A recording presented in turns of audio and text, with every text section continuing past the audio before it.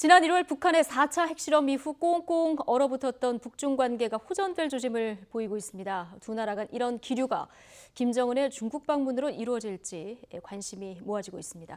자, 이 자리에 YTN 김주환 정치안보 전문기자 나와 있습니다. 안녕하십니까? 안녕하세요. 네, 어제 중국 시진핑 주석이 북한의 이수용 노동당 중앙위원회 부위원장을 이제 면담했는데요.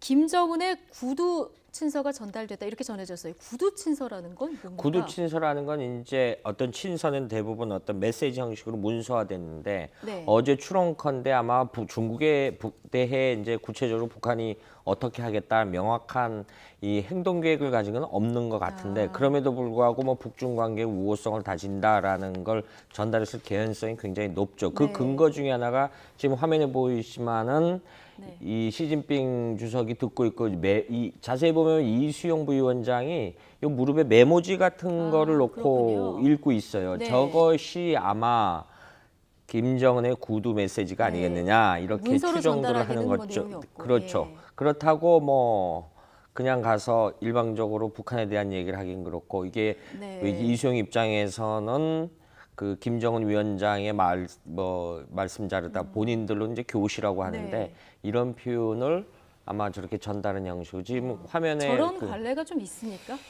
구체적으로 있었죠. 그런데 좀 2013년 최룡의 방중 당시 좀 차이점은요. 저게 한 20분 만남인데 우리가 일반적으로 국가 정상 간의 회담하면 이렇게 보이지 않습니까? 배석자들이 있지 않습니까? 배석자를 했다라는 건 중국 입장에서는 북한도 별도의 특수관계보다도 정상적인 국가다. 너희들도 일반 국가, 우리와 수교를 맺은 일반 국가 중 하나다. 이런 의존을 보여줬다. 이런 의미로도 해석할 수가 있고요. 또 하나는 나중에 기회가 되면 말씀드리겠지만 미국에 대한 어떤 과시, 지금 대북 제재가 굳건하게 이행돼야 시점에 사실은 이수용 부위원장이 갔다라는 건 중국에서 불렀다는 얘기거든요. 그렇죠. 한 40여 명이 갔죠. 불렀으니까 우리 이렇게 그 굳건하게 북중 동맹 관계를 유지한다.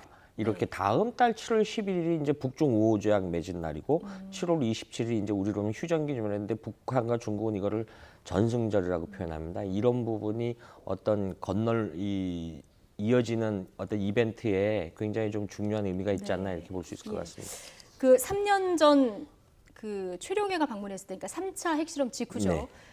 지금 약간 약간 다른 부분이 있다는 걸 설명을 해주셨는데 절차상으로는 거의 비슷하지 않습니까? 그렇죠. 그때 2013년 1월에 북한이 이 3차 핵실험을 했죠. 그래서 중국의 통보도 안 해서 그런데 그때 시진핑 주석이 굉장히 화가 났던 이유 중에 하나가 시진핑 주석이 그 2013년 3월에 국가주석으로 당 총서기로 취임식을 앞두고 있었어요. 그러니까 중국 입장에서는 잔칫날인데 굉장히 그 찬물을 끼얹은 격이죠. 사전 통보다니까 화가 난 상태에서 핵실험을 하고 그해 5월, 정확히 3년 전이죠.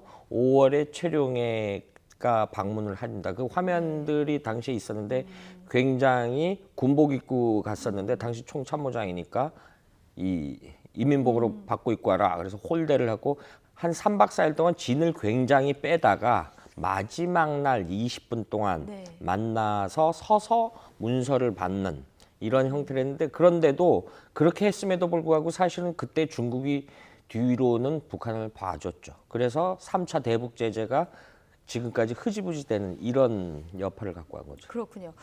자, 어제 시진핑 주석의 발언을 좀 주목해 볼 필요가 있을 텐데요. 자, 보면은 유관 당사국들이 냉정과 절제를 유지하고 대화와 소통을 강화해서 지역의 평화와 안정을 수호하기를 희망한다. 이런 얘기를 했어요. 이거 어떻게 해석을 해야 될까요? 동북아시아의 트러블 메이커가 누굽니까? 북한입니다. 그런데 중국은 항상 복수 형태의 이런 단어를 항상 써요. 그러니까 그만큼 중국은 북한에 대한 그 태도가 두 가지입니다. 지정학적 관점에서는 북한 체제가 붕괴돼서는 절대 안 됩니다.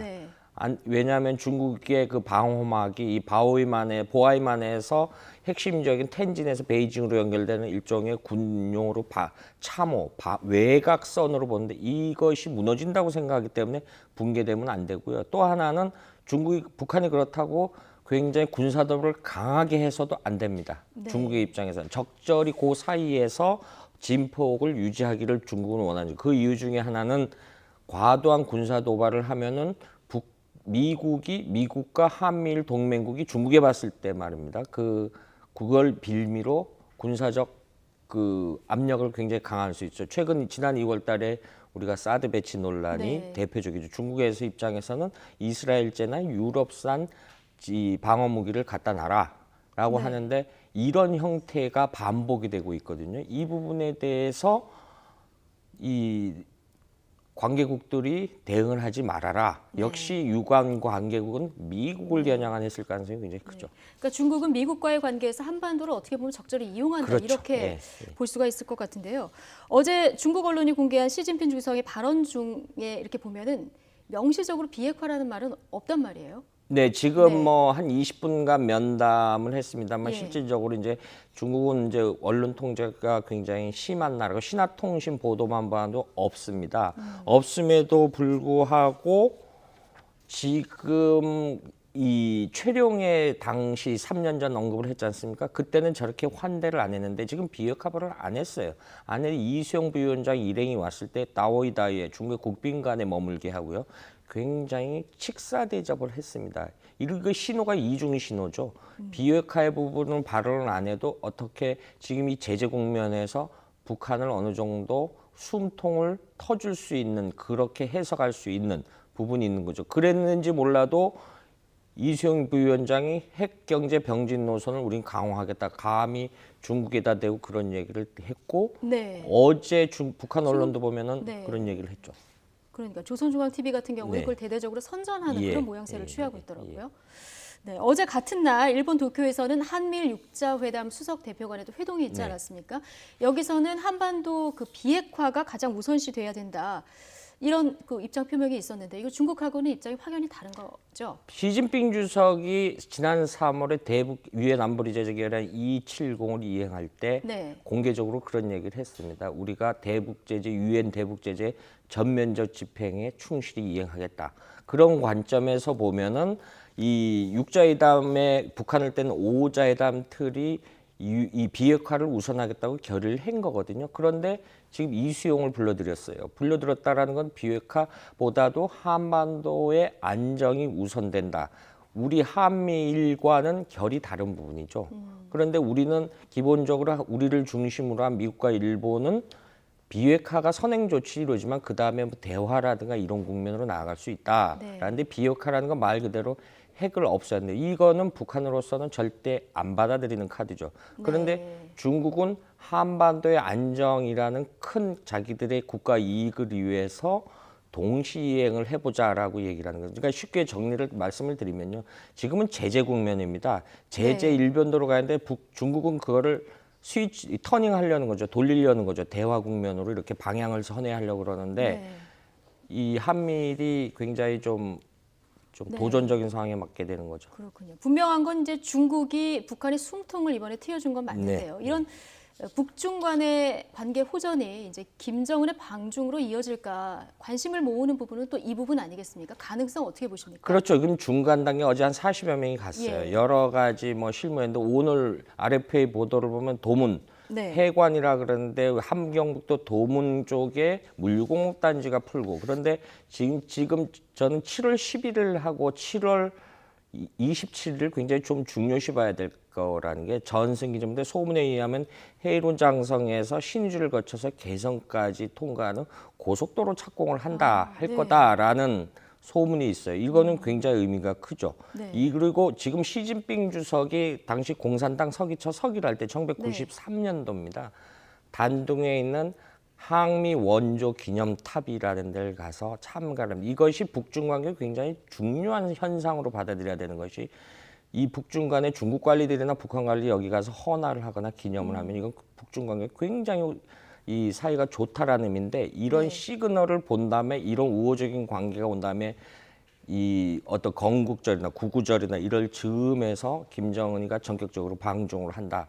이 굉장히 우리로서는 네. 이 경계시해야 될 시나리오가 현실화될 가능성이 크죠. 그러니까요. 김정은이 만일 그 중국을 방문하게 된다면 지금 말씀하신 대로 우리 정부는 좀 긴장을 해야 되는 그런 상황 아니겠습니까? 그렇죠. 노동당 이번에 대회 때 노동당 위원장 타이틀을 달았어요. 예. 지금 본인이 그럼 북한 내부 체제는 공고히 했다.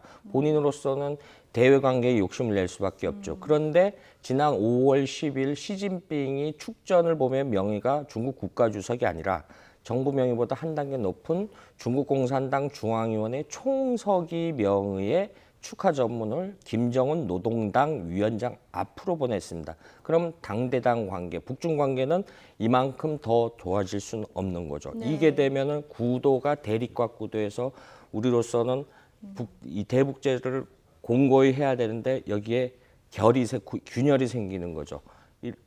과거 세 차례의 대북 제재가 사실 그런 식으로 해서 흐지부지 됐기 때문에 이번에 네 번째 대북 제재를 하는 그런 이해로 보면 될 것 같습니다. 네, 어쨌든 김정은의 탈출구를 열어준 중국이 앞으로 이 남북 관계에 어떤 영향을 미칠지가 주목되는 부분인 것 같습니다. 김주현 통일 외교안보 전문기자와 함께했습니다. 고맙습니다.